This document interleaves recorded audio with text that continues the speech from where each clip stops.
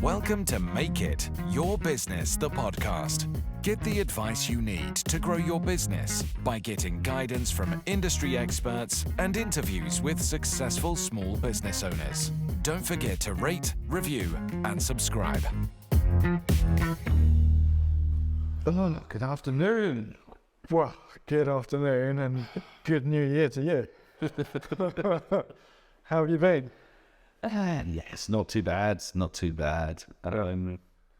Cool. Today, Nice break with the kids and stuff. So yeah, it's good. Cool. Back into the new year. yeah, Let's go. cool. So for today, I was thinking we could talk about trying to get, like, as a small business owner, lots of people struggle to get the right work-life balance. So you get a lot of business owners that, either burn themselves out or, struggle to, basically find enough time to run the business and, have an actual life as well. So I was going to speak to you about, potentially techniques that you use, like, any ideas or tips that you've got. I mean, first thing I normally say to people is welcome to the world. But there's a big jump, isn't it, being a business owner from... Well, even outside business, let's be honest here.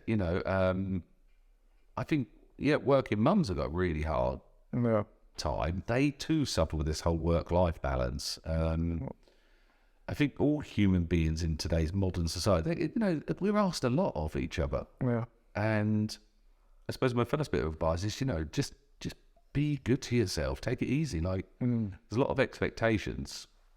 So, have I got tips and tricks? Yes. Do they work all the time? No. Is the answer. They certainly lay it, but it's one of those. It's if I came up and pinched you and I said, "Oh, you can do this and it will hurt slightly less," it would still hurt. Yeah. So I think work-life balance is, the extremists on this social media sides are even like, "No, you can have the perfect work-life balance," or "No, you can't." And I think it's just a big jumbled mess, and just get used to that. But yeah, is there things you could do? Absolutely. Setting time aside, again, I'm not a particularly naturally organised person, but I find if I block things off, they happen. So, certainly blocking time off to do certain things. Yep. Two ones that come straight to mind are family time with your partner, Yep. time to walk the dog, whatever that looks like for you. The second one is a period to decompress. Some people do it in the car on the way home. They have a commute. Others will look at blocking off the last half hour of the day. Yep. But certainly I've noticed that in myself, if I decompress by thinking through my past week, what's coming up next week, and then journaling, writing it down, writing a list, almost tells my subconscious, all right, we've written it down, we've got this, you don't need to worry about this anymore. Yeah. And it certainly helps, because when I don't do that, I've got a particularly busy time, I do fall foul of being at home with family and not being 100% present. Yeah. And sometimes you just can't help it. Like, there have been times I've woken up on a Saturday morning and I've said to my wife, look, I need to go into work today. Yeah. This is not something I can put down. I can't stop thinking about it. I just need to work through this. Yeah. If I'm here, I won't be present. Let me go and get this sorted, and we'll make that up, the time up, whatever that looks like. Because I guess for most business owners, there will be times like that. It's like the exception, isn't it, to, your standard work pattern or routine. I think, like, I've certainly learned it's very important to create a routine, try and get into that routine, so then it becomes a habit, and then you get used to, like, having a dedicated time off to try and chill out, because I think it is important. Super important. And, if you, like, when it's your business and you're a business owner, it's very easy to become, like, too involved in it. And then, like, the days roll into evenings, and then evenings work into weekends, and then, like, because it's your baby, you just want to sort of, try and nurture it. I want to be black and white here. This is not a 9-to-5 job. Yep. So working late evenings, working weekends because you care. Yeah. You're in it for the purpose, what you want to achieve. That's part of the norm. Yeah. If somebody's watching this thinking, oh, I want to start a business and I want to work 4 hours a week. Yeah. Go read Tim Ferriss' 4-Hour Working Week. Yeah. Go and start a print-on-demand T-shirt business. Mm-hmm. You'll make some money. Depending on your lifestyle, that'll be enough or not enough. Yep. But if you want to start a dry cleaning business, you have to be open at certain times. Yeah. And then you've got to do the VAT return. You've got to do the accounts. You've got to do...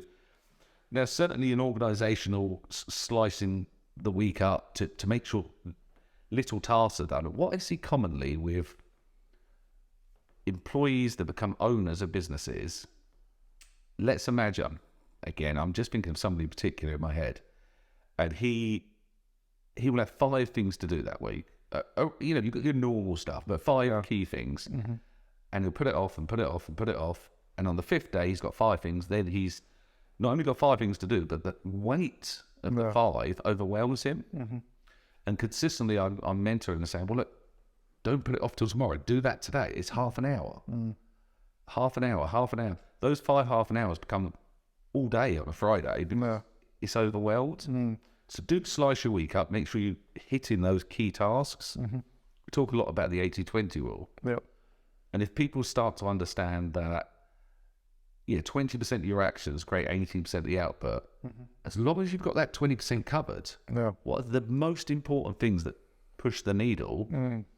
Yes, you've got to, speak to your staff member about their holidays, but if you've only got half an hour left in the day and you know that by sending out an email newsletter, it will bring in more sales next week. Well, that's the one task that will move the needle. It's okay to prioritise consistently as long as you're communicating to all parties involved. This is what I need to do. And because the small stuff won't keep you up at night. I'm kind of at a tangent, I think. It's all about sort of making sure it's going to be different for every business, isn't it? Let's be honest. If you're a plumber, you're going to be having your day jobs and doing your booking your jobs in, and then you might have emergency call outs. So if you've got several in a week or whatever, you can't help that. These things happen. But I tend to find with the small businesses such as that, it's more the paperwork in the evenings that causes the problems, because they don't like paperwork because they're hands-on trade. The evenings, they're tired because of physicalities.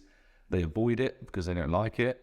And then that evening time eats into the family or social time.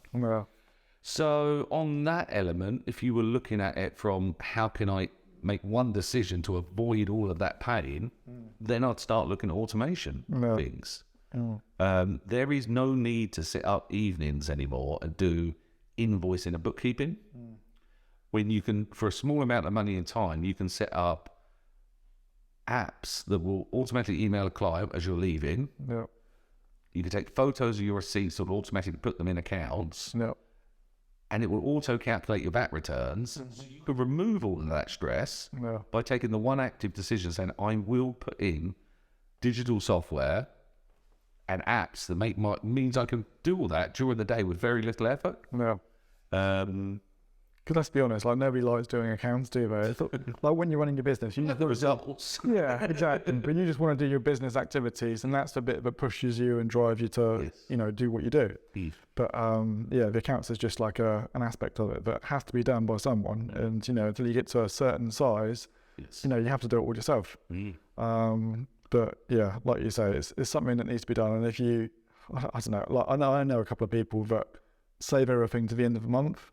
And then it becomes a big job, and then if they don't do it, then it's sort of, again, they procrastinate. But even on a larger scale, I speak to the accounts team sometimes, and if you're reconciling 100 transactions a day, it's not major. But as you say, by the end of that week, you've got 500 now. And I use this phrase all the time, which I didn't understand as a child, can't see the wood from the trees. And it is so common, being overwhelmed by the sheer volume. And always having conversations with, especially on bigger projects, explain to them, look, if you allow your team to look up and stare at the mountain, it's going to freak them out. You know the journey, you've mapped it out. Just let them concentrate on left foot, right foot, left foot, right foot. But we need to apply it. So sorry, but it's that fluey, coldy season, isn't it? I know, where everyone's got a little something. But the point I'm trying to say is that applies to us as well as business owners. We make those mistakes. We put things off, and it becomes an overwhelming, giant thing. Yep. So anyway, to go back to it, let's paraphrase. Yeah, try and do things in consistent bite chunks rather than getting overwhelmed. Yep. Decompress at the end of the week by journaling out. By journaling, I'll be very literal. My journaling at the end of the week consists of me literally little bullet points, and I write a list. All the bits, almost like, right, here's the list of stuff I don't want to forget to do. Boom. Some people, the other thing I sometimes do is I'll do a round of emails. Yep.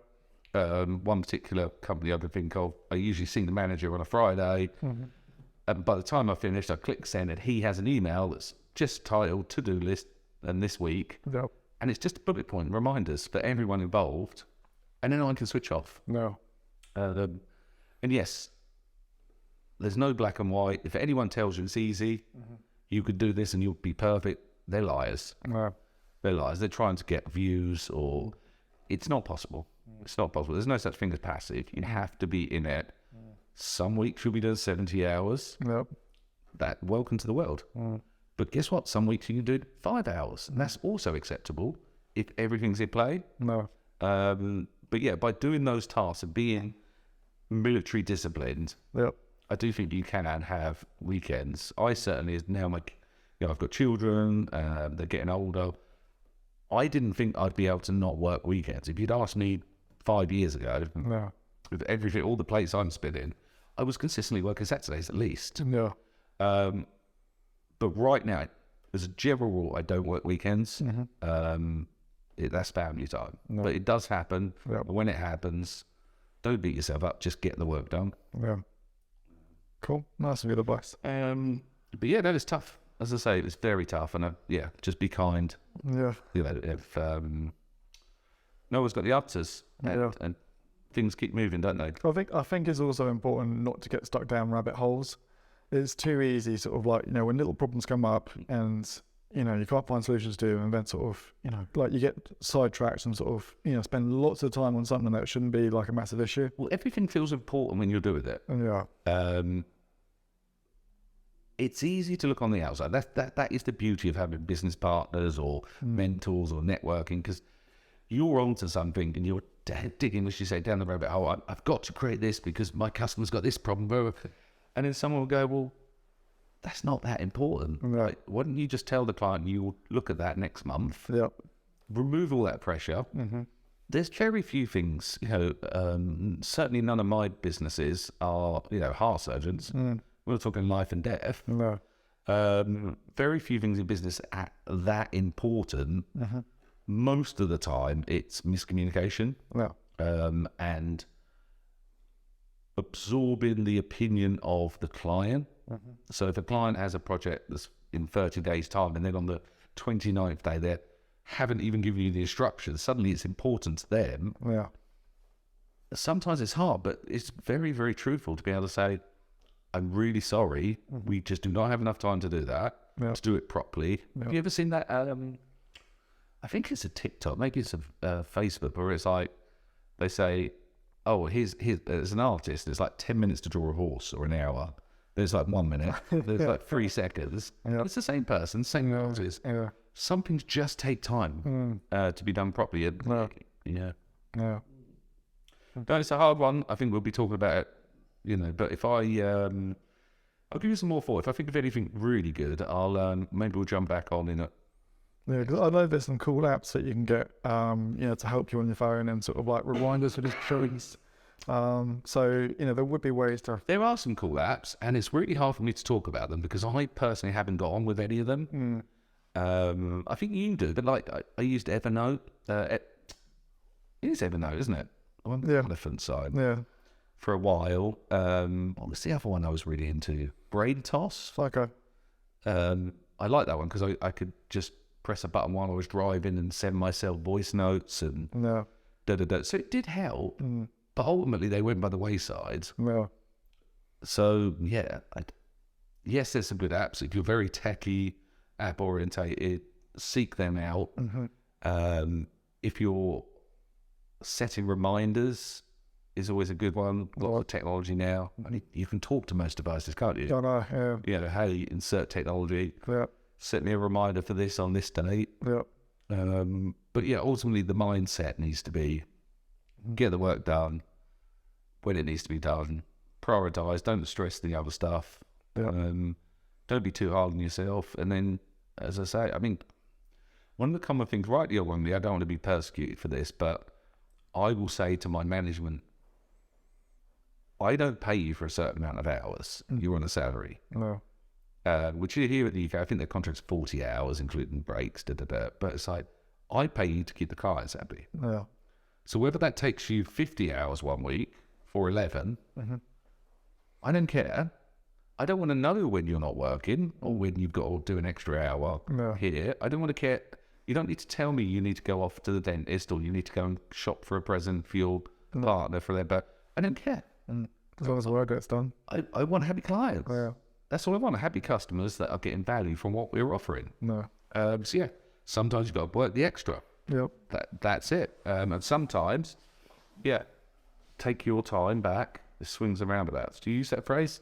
Swings and roundabouts? You know what it means. Yeah, horses for courses is another one. horses for courses. Good man. Cool. Right, let's get on some work. Last one.